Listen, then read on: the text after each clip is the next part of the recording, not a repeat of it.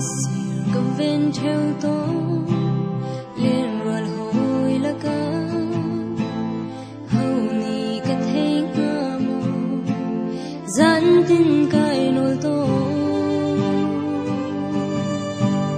khoang ngầm lâu cây đốt na khi đến cái tuan thấy chạm mơ tình lung si vang thật to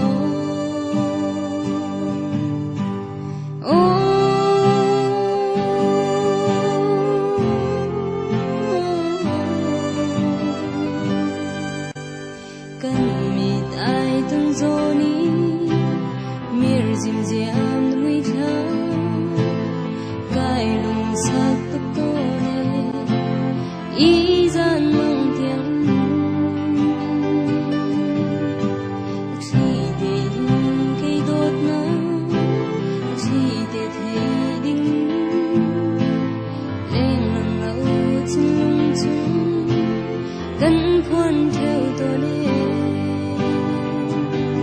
đốt mi cần đốt na có khuôn ngắm trong lâu chim em không ngừng ngờ đốt mi cây trong lòng chim không xóa lại qua đốt mi cần đốt na rừng thấy chăm xe lô cây ra vào lấy ai đâu biết câu đốt mi nắng trâu chân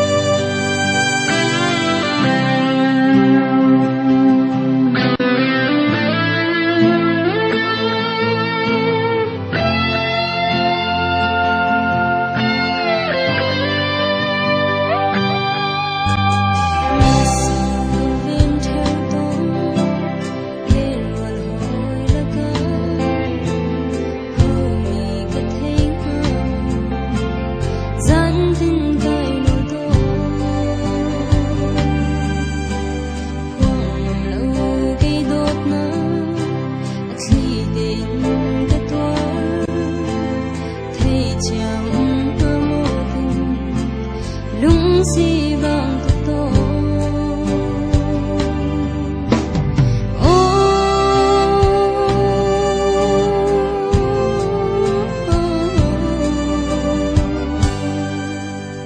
cần mịt ai từng gió ní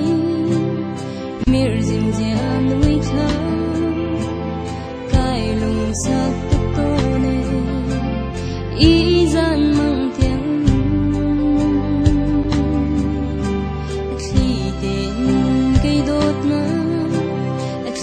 để thấy đinh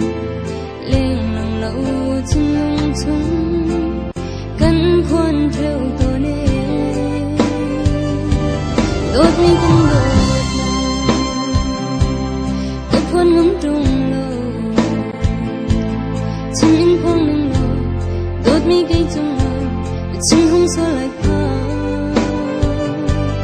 đốt mi cần đốt thấy chẳng xe lô gây ra vào lấy ai đâu biết câu đốt mi nắng trâu chân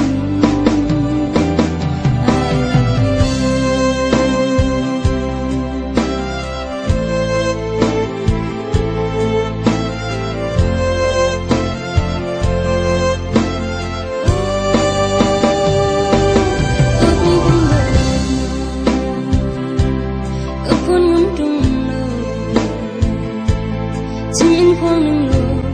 đốt mi cây trong lòng chim không xóa lại qua đốt mi cần đốt na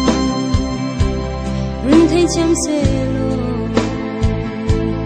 gây ra vào lấy ai đâu biết câu đốt mi nắng trâu